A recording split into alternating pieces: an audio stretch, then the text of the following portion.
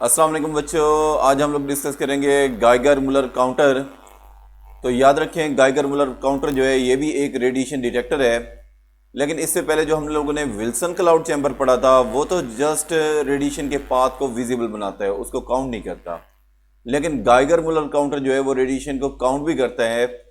इसको हम एक तरह से स्लो काउंटर भी कह सकते हैं क्योंकि इसमें लॉन्ग डेड टाइम इन्वॉल्व होता है। तो ये एक स्लो काउंटर होता है। बहरहाल ये कैसे वर्क करता है, चलते हैं राइटिंग बोर्ड की तरफ।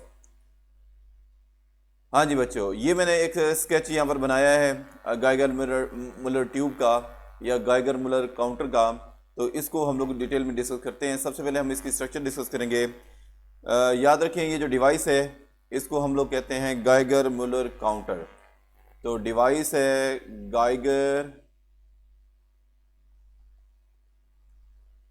Muller counter. ये गाइगर मुलर जो है वो साइंटिस्ट का नाम है, उसके नाम पे है। तो टॉपिक हमारे पास है गाइगर मुलर काउंटर। तो इसको हम लोगों ने डिटेल में डिस्कस करना है। तो बच्चों इस तरह से है, ये हमारे पास मेटल का सिलेंडर है और इसके इस साइड पे दो टर्मिनल हैं। दो टर्मिनल के दरमियान में पोटेंशियल डिफरेंस हमने 400 वोल्ट का अप्लाई किया हुआ है। एक टर्मिनल जो है वो एनोड से कनेक्ट है। ये जो सेंटर वायर है ये हमारे पास है एनोड। तो सेंटर वाली वायर जो है ये याद रखें, ये हमारे पास एनोड है, ये हमारे पास है एनोड। सेंट्रल वाली वायर का कनेक्शन जो है वो इस टर्मिनल से है और इसकी मेटेलिक बॉडी का कनेक्शन जो है वो इस टर्मिनल से है। तो इन दोनों टर्मिनल के दरमियान में हम लोगों ने 400 पोटेंशियल जो है वो अप्लाई किया हुआ है। और यहाँ पर ये जो सेंटर वाली राड है, ये जो सेंटर वाला राड है इसको हम लोग एनोड कहते हैं। बाहर जो मेटल है, मेटल की बॉडी है, ये हमारे पास कैथोड है। और इसके बाद यहाँ फ्रंट पे इसके है एक मेका विंडो। मेका विंडो एक थिन विंडो होती है जिसमें से रेडिएशन जो है वो एंटर हो सकती हैं, इसी पास से एंटर होती हैं इजीली। और इसके अलावा जो है ना, इसके अंदर सूटेबल गैस, आर्गन गैस जो है वो फिल की जाती है तकरीबन 0.1 एटमॉस्फेरिक प्रेशर पे। तो ये आर्गन गैस जो है वो 0.1 एटमॉस्फेरिक प्रेशर पे इसके अंदर फिल की जाती है। अब ये तो मैंने इसकी स्ट्रक्चर बताई। अब इसमें ये काउंटिंग कैसे करेगा? एक्चुअली अल्फा बीटा या गैमा आपको पता है कि इनविजिबल रेडिएशन होती हैं।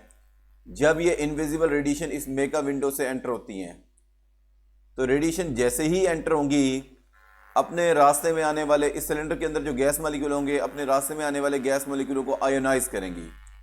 अब आयोनाइजेशन के नतीजे में क्या होते हैं, पॉजिटिव आयन अलग हो जाते हैं और नेगेटिव इलेक्ट्रॉन अलग हो जाते हैं। ये पॉजिटिव आयन है, लेट्स से ये हमारे पास है पॉजिटिव आयन, ये अलग हो जाते हैं और नेगेटिव इलेक्ट्रॉन जो है वो अलग हो जाते हैं। देखिए आयोनाइजेशन यही है, आपको पता है जब भी किसी एटम के आउटर मोस्ट शेल से इलेक्ट्रॉन अमिट हो जाते हैं, निकल जाते हैं, तो वो एटम जो है वो क्या हो जाता है, आयोनाइज हो जाता है। तो यहाँ पर हमारे पास ऐसा ही है कि जब एटम के आउटर मोस्ट शेल से इलेक्ट्रॉन बाहर निकलेंगे, देखें जब रेडिएशन एंटर होंगी तो ये मॉलिक्यूलों को आयोनाइज करेंगी, पॉजिटिव आयन अलग हो जाएंगे, नेगेटिव इलेक्ट्रॉन अलग हो जाएंगे।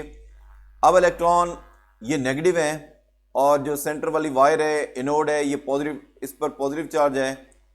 जब ये नेगेटिव इलेक्ट्रॉन जो है इस सेंटर वाली वायर की तरफ अट्रैक्ट होंगे, अट्रैक्ट होने की वजह से अपने रास्ते में आने वाले मजीद मॉलिक्यूलों को भी ये आयोनाइज करेंगे, जिसकी वजह से मजीद इलेक्ट्रॉन जो है वो यहाँ पर प्रोड्यूस होंगे और ये मजीद इलेक्ट्रॉन फर्दर मॉलिक्यूल को आयोनाइज करेंगे। इस तरह से इलेक्ट्रॉन की एक कैस्केड सी बन जाएगी, एक ट्रेल सी बन जाएगी। ये इलेक्ट्रॉन की ट्रेल जब इस सेंट्रल एनोड पर पहुंचते हैं तो ये करंट की एक पल्स बन जाती है और करंट की इस पल्स को इसके साथ एक एक्स्ट्रा डिवाइस लगा होता है स्केलर, वो इसको एम्पलीफाई भी करता है और इसको काउंट भी करता है। तो ये हमारे पास नेगेटिव इलेक्ट्रॉन जो है जैसे ही एनोड पर पहुंचते हैं तो ये करंट की पल्स जो है इसको ये स्केलर काउंट करता है। और पॉजिटिव आयन जो है, अब देखें ये जो नेगेटिव इलेक्ट्रॉन है इसका यहाँ पर पहुंचने का टाइम होता है तकरीबन 1 माइक्रोसेकेंड। 1 माइक्रोसेकेंड में ये इलेक्ट्रॉन जो है वो यहाँ तक पहुँच जाते हैं। पॉजिटिव आयन क्योंकि भारी होते हैं, भारी होने की वजह से ये इस बॉडी तक, नेगेटिव बॉडी तक पहुँचने में ज़्यादा टाइम लगाते हैं। ये तकरीबन 10⁻⁻⁴ सेकेंड लगाते हैं। तो ये 10⁻⁻⁴ सेकेंड में पहुंचेंगे, जबकि इलेक्ट्रॉन जो है वो क्विकली पहुंच जाएंगे। देखिए 1 माइक्रो सेकेंड स्मॉल टाइम है और 10⁻⁴ सेकेंड ये लार्ज टाइम है। इलेक्ट्रॉन तो क्विकली पहुंच जाएंगे, लेकिन पॉजिटिव आयन भारी होने की वजह से ज़्यादा टाइम लगाएंगे। और जब तक ये पॉजिटिव आयन इस मेटेलिक नेगेटिव बॉडी तक पहुंच नहीं जाते, तब तक अगर फर्दर कोई रेडिएशन आती हैं, ये गाइगर मूलर ट्यूब उसको काउंट नहीं करेगी और वो टाइम इसका डेड टाइम कहलाएगा। यानी कि यहां पर आप यूं समझ सकते हैं, ये जो 10⁻⁴ सेकेंड है, एक्चुअली ये डेड टाइम है। तो ये हमारे पास है डेड टाइम, क्योंकि इस डेड टाइम में ये मजीद कोई काउंटिंग नहीं करता, इस टाइम में ये काउंटिंग नहीं करता, इसलिए इस टाइम को डेड टाइम कहा गया है।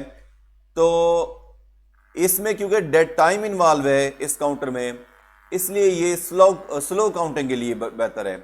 ये फास्ट काउंटिंग नहीं करता, याद रखें। ये एक्चुअली इसको आप स्लो काउंटर कह सकते हैं। तो ये बेसिकली होता है slow counter, fast counter counting नहीं करता। स्लो काउंटिंग की मैंने वजह बता दी, क्योंकि इसमें लॉन्ग डेड टाइम इन्वॉल्व होता है, इसलिए ये स्लो काउंटिंग करता है।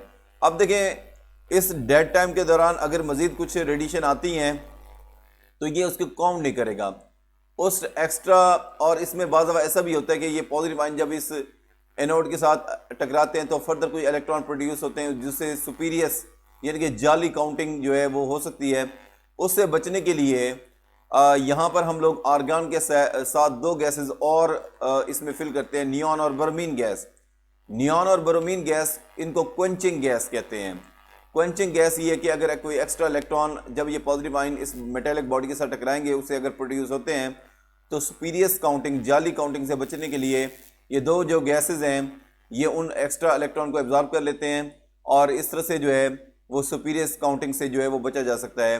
तो ये इसमें यानी कि नियॉन और ब्रोमीन को यहाँ पर क्वेंचिंग गैस आप कह सकते हैं, जो कि सुपीरियस काउंटिंग से बचाते हैं। तो बाकी मैंने आपको बता दिया, क्योंकि इसमें लॉन्ग डेड टाइम इन्वॉल्व है, इसलिए स्लो काउंटिंग के लिए इस तरह के मतलब डिटेक्टर को यूज़ किया जाता है। तो ये जो डिटेक्टर है, ये हमारे पास मतलब इनविजिबल रेडिएशन अल्फ़ा, बीटा और गैमा, यानी कि अल्फ़ा रेस इनको काउंट कर सकता है, बीटा रेस इनको काउंट कर सकता है और गैमा रेस इनको काउंट कर सकता है। देखिए मेरी बात सुने, ये जो यहाँ पर हमने मेकअप विंडो बनाई थी, ये इसलिए बनाई थी कि ताकि अल्फ़ा और बीटा इजीली पास हो जाएं। गैमा जो है ये तो विंडो के बगैर भी पास हो सकती हैं, क्योंकि फोटान होते हैं। फोटान जो है वो बहुत लाइटेस्ट पार्टिकल होते हैं इन दोनों के मुकाबले में, तो ये तो बगैर विंडो के भी पास हो सकते हैं। तो एक्चुअली अल्फ़ा और बीटा को पास कराने के लिए हम लोगों ने यहाँ पर मेकअप विंडो लगाई हुई है। तो ये बच्चों हमारे पास गाइगर मूलर ट्यूब काउंटर था, और ये वर्क कैसे करता है, इसकी स्ट्रक्चर और इसमें कौन सी गैसेस फिल की जाती हैं और इसमें जो डेड टाइम इन्वॉल्व है, ये सारा हम लोगों ने इस टॉपिक के अंदर डिस्कस किया। तो ये टॉपिक बच्चों यहाँ पर कंप्लीट होता है। तो आज के लिए इतना काफ़ी है, बहुत शुक्रिया।